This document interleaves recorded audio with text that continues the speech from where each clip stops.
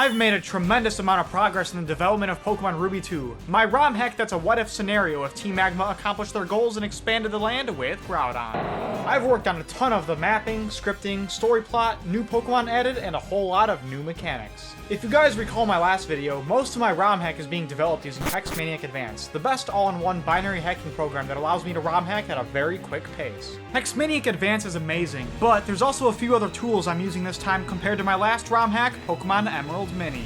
The first thing that I'm using is a mod exe program with hack enhancements specifically for Emerald, put together by Lee Yoon, and I found this on the Poke community forums. These enhancement mods are made by a bunch of different people, and it's all put together in one place for easy additions, mostly quality of life updates. I'm gonna run through the list of quality of life updates that I added through this program. First, we have two mods by Skyrus Effects, which are double underwater speed movement, and the annoying random Pokenav calls are disabled. Next, we have reusable TMs by Aspirants, so TMs will behave like Gen 5 and up. Next, we have colored nature stats mod by Dizzy Egg. After that, we have EXP gained after catching Pokemon by Chaos Rush. Then we have an EXP all system, which makes the EXP share behave like Gen 6, and this was made by Blue Rose and Lunos. I also added a mod that asks if you'd like to use a repel again, which is made by Kacha Dinosaur. Pokemon Ruby 2 will also have the Fire Red and Leaf Green style fishing mechanics, which will make fishing easier because you don't have to press A at the exact moment and sit there and wait. This mod was made by Nobody Society. We have two enhancement hacks made by Zenclamus, which is surviving poison at 1 HP outside of battle like the newer games, and by default the PC boxes are all different backgrounds. Also by default, the game's text speed is set to fast, and this mod is by Hex Helper 00. Speaking of text, we also have the Ruby and Sapphire font, added for a bit more nostalgia because this is a Ruby sequel, not Emerald. This was added with a patch made by Sid Days. That was quite a lot of quality of life updates, wasn't it? The beauty of working with the ROM hacking community is we can use all these resources to spice up the gameplay. Now in terms of progress, I hacked a rough version up to the 3rd gym, and about to start the 4th gym.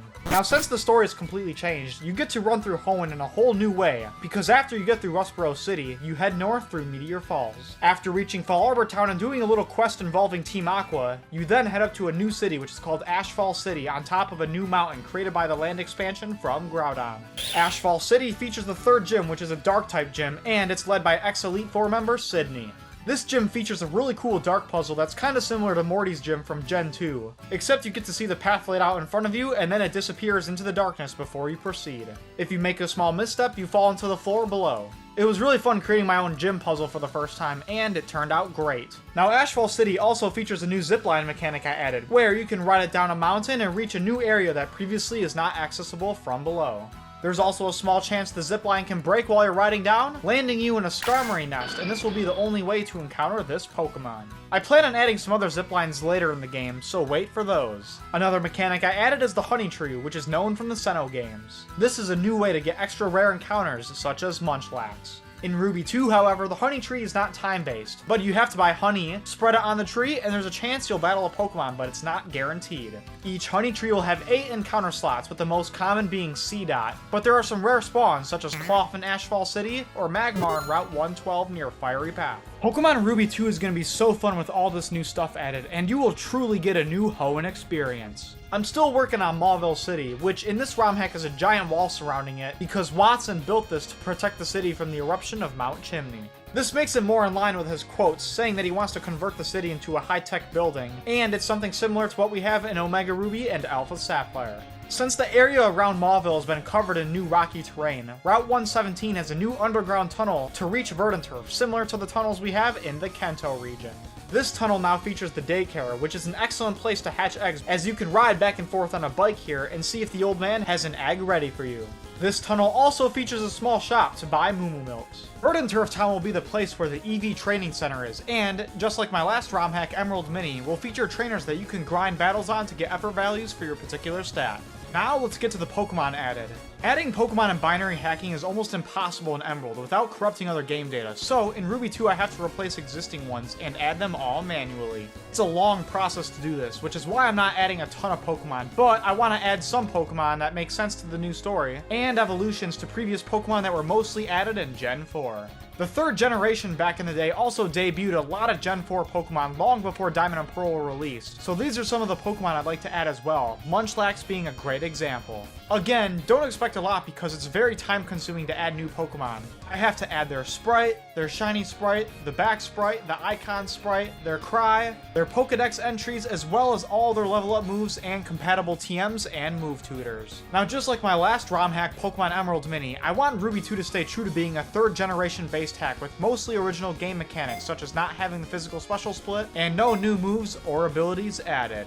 The only differences compared to Emerald Mini is that I want to edit some Pokemon to make them more viable for use. So you're gonna see some stat changes and move pool changes in a few Pokemon, but that's it, only a few. Don't expect this to be like a legacy style hack where every Pokemon is changed and rebalanced, because that is not what Ruby 2 is about. With all this being said, expect a Pokedex size of around 300 Pokemon in this game, mostly being Hoenn's original dex, minus some water Pokemon and a number of new Pokemon added. For context, the original games had 200 Pokemon in the dex. Many of you suggested regional variants as well, which I'm not going to add because I'm staying true to Hoenn's original Pokemon, and I am personally not a fan of Fakemon designs for regional forms because I don't think they ever look right in the ROM hacks. Now let's talk a little bit about the mapping. Like I said, Ashfall City is the new city added, and if you saw my last video, you'll know Lava Ridge Town was destroyed during the eruption of Mount Chimney. I've had to rework all the routes in this area to fit the theme of the land expansion with new mountains and terrain. This results in new areas like Fall Arbor Woods being a new forest route of 113, and Route 111 and 112 are much more rocky. The desert on Route 111 has also been greatly expanded, about double the size of the original game, and instead of Mirage Tower, will feature an entire new desert temple similar to Relic Castle from Unova. I don't remember if I showed this off in my previous videos, but Rustboro City has also been affected by the eruption, causing the city to be expanded closer to the ocean, and the Devincorp had to be completely rebuilt, this time being much bigger than before.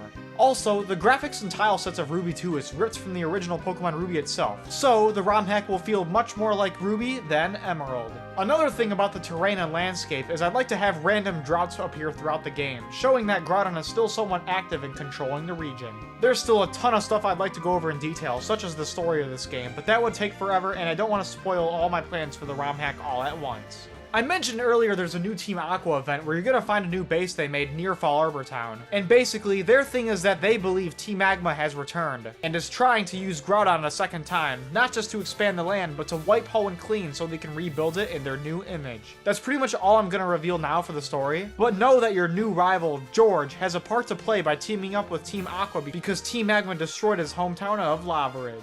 Pokemon Ruby 2 has been a blast for me to work on. I've been having a ton of fun doing it, and have made a lot of progress in the first month of working on it. Again, I'm open to suggestions and ideas you guys may have, so please leave a comment below of any thoughts you'd like to share. If you guys want to see more in-depth devlog style videos going over in detail how I'm actually mapping and scripting the game, please let me know as well because I can go over how I created things such as the honey tree mechanic or the zipline. That's all for now, everyone. My plan is to have Pokemon Ruby 2 completed around sometime this summer, but for now you'll have to be patient while I work on it. Again, thanks for all the support and watching, and I'll see you guys in the next one.